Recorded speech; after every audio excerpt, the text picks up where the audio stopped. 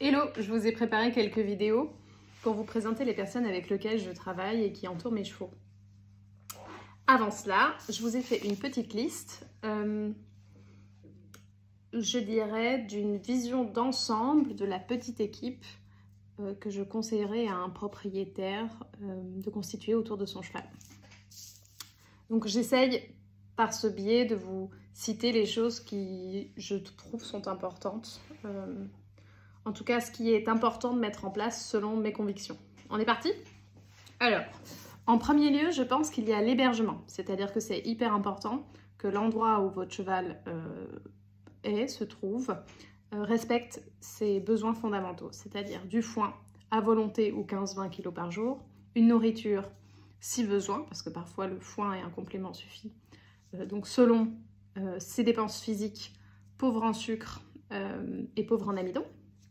Un environnement de qualité où il se sent bien, parce que parfois un environnement de qualité, pour une raison X ou Y, ne conviendra pas à tel ou tel cheval. Donc bien améliorer la lecture que l'on a de nos chevaux, des régulières et des contacts sociaux. À cela, il est important d'ajouter un suivi podologie. Podolo. À chaque fois, j'en dis une de bêtises de toute façon. D'avoir un suivi podo adéquat, que les pieds de vos chevaux soient bien soignés régulièrement par quelqu'un de compétent.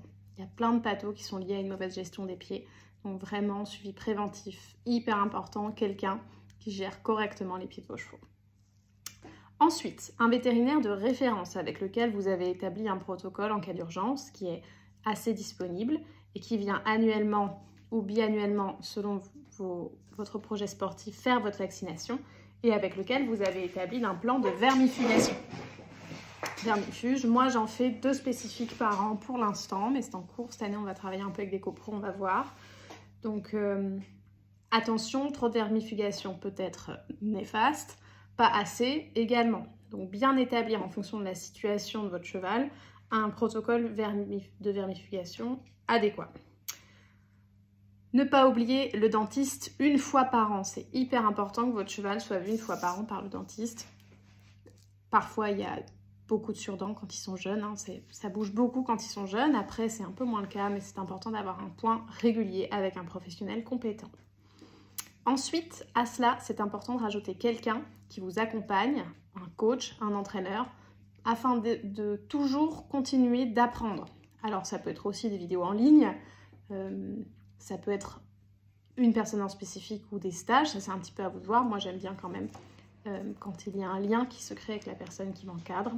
Mais attention d'être toujours en train d'apprendre. Plus vous apprendrez, au plus vous améliorerez, au plus vous aurez de compétences pour prendre soin de votre cheval et au plus votre travail sera adéquat et constructif pour votre cheval. À cela, moi, j'ai des soins préventifs qui sont ajoutés et auxquels je tiens beaucoup. Alors, il y en a beaucoup autour de mes chevaux. Je dirais que c'est bien. Je dirais que ça soit un physio, un ostéo compétent qui ne fait pas que du structurel, un acupuncteur, quelqu'un qui fait du shiatsu, quelqu'un qui fait du massage. On peut aussi avoir de la communication animale. Peu importe un petit peu le corps de métier que vous choisirez. Un humain compétent, je pense que 1 ou 2 humains compétents qui régulièrement entourent votre cheval à des fins préventives pour en faire le tour et veiller que tout aille bien, afin d'éviter que ça soit autour du vétérinaire de s'en occuper, je pense que c'est bien. Donc essayez de trouver des personnes compétentes autour de vous qui pourront entourer au mieux votre cheval. Je pense que l'idéal c'est un physio en priorité et éventuellement coupler cela à l'acupuncture ou quelqu'un qui masse ou quelqu'un qui fait du shiatsu. Donc je pense que 2 personnes qui entourent votre cheval de manière régulière en soins préventifs, c'est important. Et enfin, au niveau du matériel, attention d'acheter peu de choses, mais des bonnes choses. Enfin, vous pouvez acheter plein de choses si vous voulez, mais en tout cas d'acheter bien, c'est-à-dire faites-vous conseiller idéalement par un saddle fitter qui suit votre selle régulièrement ensuite, qui connaît le cheval, qui saura vous conseiller. Et éventuellement, si votre coach n'a pas trop de compétences en bridle ou beat fitting, de faire appel à quelqu'un qui s'occupera de ça également. Voilà, c'est un petit peu pour la vue d'ensemble de tout ce qui est bien d'avoir autour du cheval, selon mes convictions. Alors évidemment, une alimentation parfaite avec un cheval qui n'est pas suivi en dentisterie ou qui n'a pas une bonne vermifugation ne sera pas performante et efficace. des super compléments alimentaires pour des chevaux, pour les articulations, si vous n'améliorez pas votre technique et votre cheval ne fait pas les bons mouvements au quotidien parce qu'on apprend, moi je vais faire plein de bêtises à mes chevaux, hein, alors ça n'est pas idéal non plus. Donc c'est vraiment important d'avoir cette vue d'ensemble et que tout puisse se recroiser afin d'avoir